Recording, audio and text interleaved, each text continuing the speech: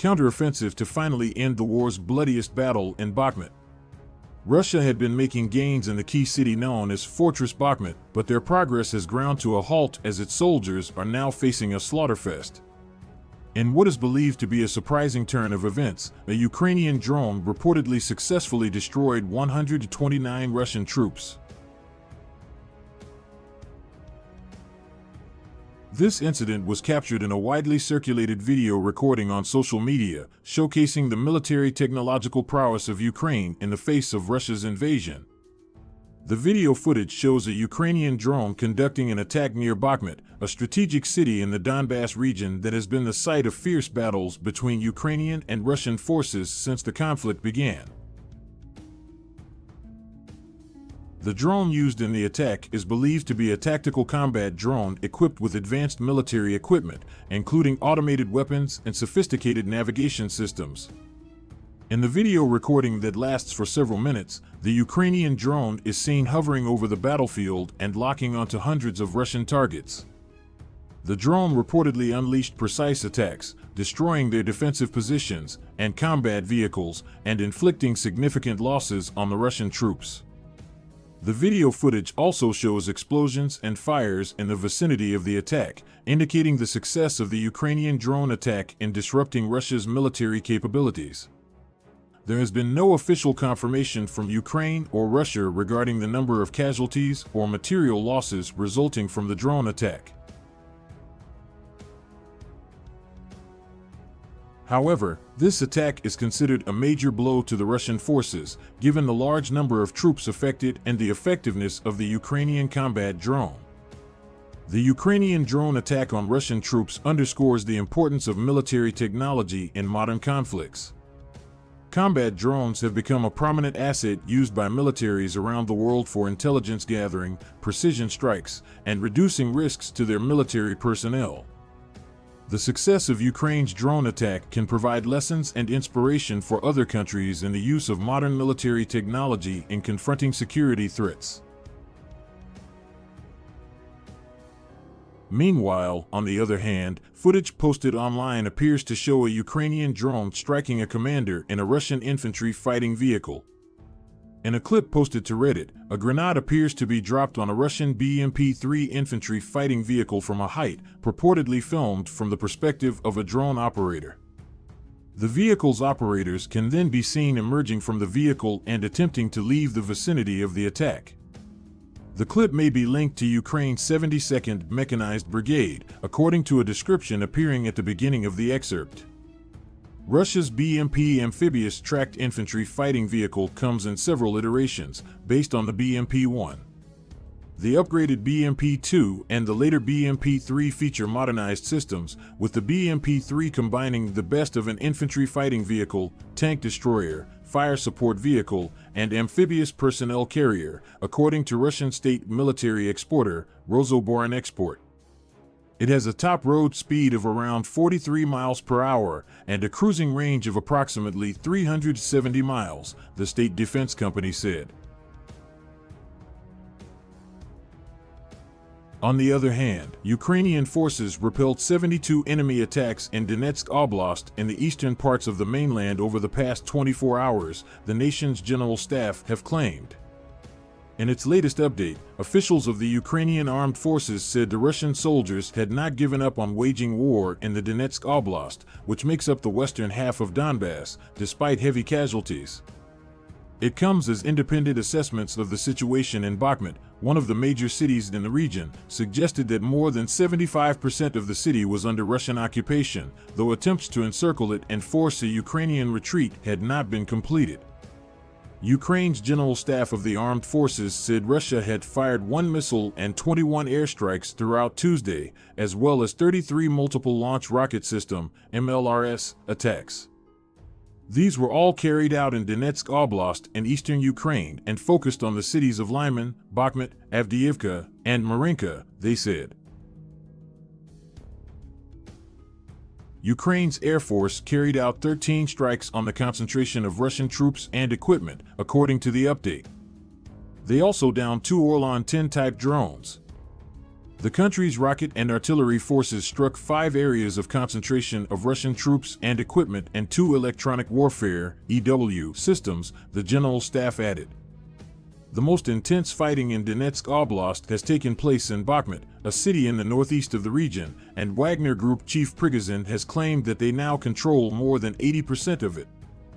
The Institute for the Study of War, on Tuesday night, suggested that from their satellite analysis, Russian control of Bakhmut is likely closer to 76.5%, while a full encirclement of the remaining Ukrainian forces was uncompleted. Nonetheless, Russia continues to make marginal gains in the area after roughly 10 months of fighting, and on Monday, Denis Pushilin, the head of the pro-Russian paramilitary group the Donetsk People's Republic, DNR, claimed to have visited the city to evidence this.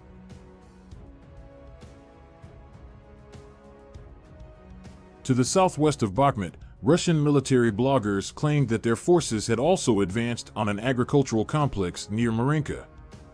Ukrainian Tavrius Direction Defense Forces spokesperson Colonel Alexei Dmitrashkivsky stated on April 10 that Russian forces are attempting to take Marinka to reach Kurakov, to the west of the administrative hub of Donetsk city, because Russian forces are unable to capture Avdiivka.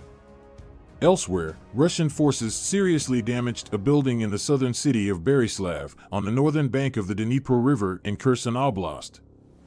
Images of the aftermath showed multiple fires raging in the ruins of the building, which had been reduced to rubble. No casualties were reported.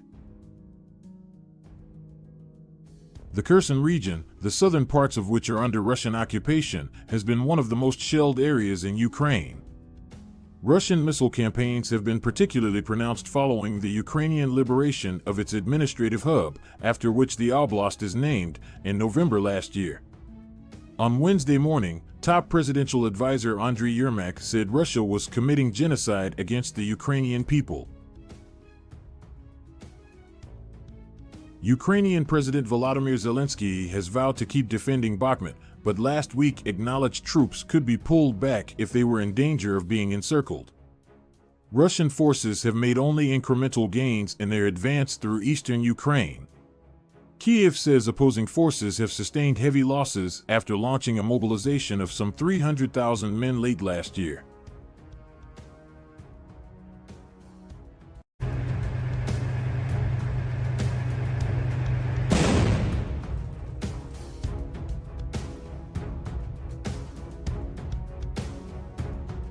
Hundreds of thousands of Russian troops called up to fight in Ukraine have been unable to turn Moscow's new offensive into a battlefield success, war experts said in a new analysis.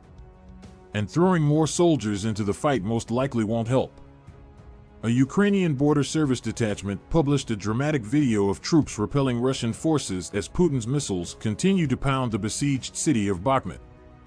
Body camera footage shows Ukrainian soldiers launching rocket-propelled grenades and shooting rifles in the rubble of the yard of a destroyed home. Fighting in the war's heaviest and bloodiest battleground in the eastern Ukrainian city of Bakhmut in the Donetsk region has drawn comparisons with World War I due to the massive casualties inflicted on both sides. Russian forces have pressed their offensive in the eastern Donetsk region, where several cities and towns have come under heavy bombardment, including Bakhmut.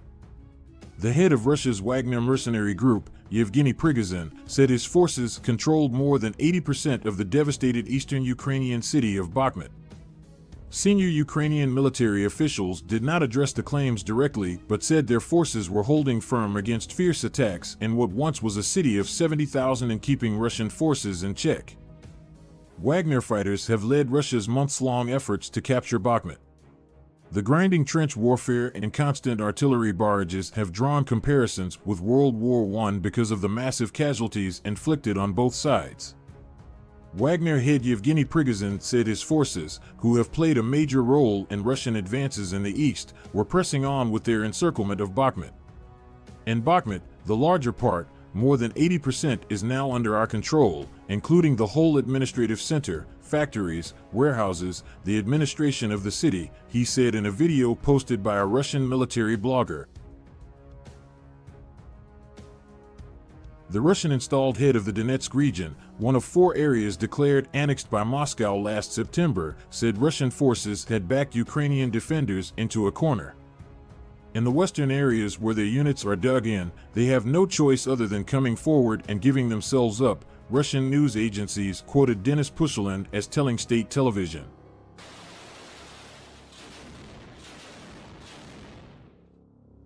As the months-long Battle of Bakhmut wages on, military experts and analysts are increasingly concerned that Ukraine is wasting precious resources on a hopeless fight in an approach that could have devastating consequences down the line, even as Ukraine doubles down on its perilous defense of the eastern city. After months of brutal fighting, Kyiv continues to insist that the future of the war depends on the defense of Bakhmut, where both Ukraine and Russia have suffered staggering losses in the longest and bloodiest battle of the war thus far. Months after analysts first began predicting the fall of Bakhmut, analysts are suggesting the town could be seized by Russian forces in the coming days, especially as Ukraine's position grows increasingly dire. Yet, despite the resources committed to the battle from both sides, Bakhmut remains a minimally important city, strategically speaking. The one-time mining town's location would not necessarily offer Russia a wide-open pathway to claiming the rest of the region, and the city itself is now nearly ruined following months of brutal fighting. But still, the battle continues, with neither side eager to give the other a decisive win. While Ukraine has not released specific casualty numbers from the ongoing battle, estimates indicate such significant losses that government officials and analysts are increasingly counseling Ukraine to cut its losses in Bakhmut, lest it is left without the necessary resources or manpower to launch a more strategically sound counteroffensive later this year. Ukraine, meanwhile, continues to argue that the fight is crucial in its efforts to deplete the supply of Russian troops and ammunition in the long term. Ukrainian officials, as high up as President Volodymyr Zelensky, continue to stress the importance of maintaining control of Bakhmut, while simultaneously emphasizing the damage the country has already done to Russia's position. The strongest evidence offered by those remaining experts who support Ukraine's decision to stay in Bakhmut is the fizzling nature of Russia's offensive near the city, which is already burning out after beginning last month. Across the front line, Russia is conducting some of the lowest rates of local offensive action in recent days, according to a UK intelligence assessment from last week.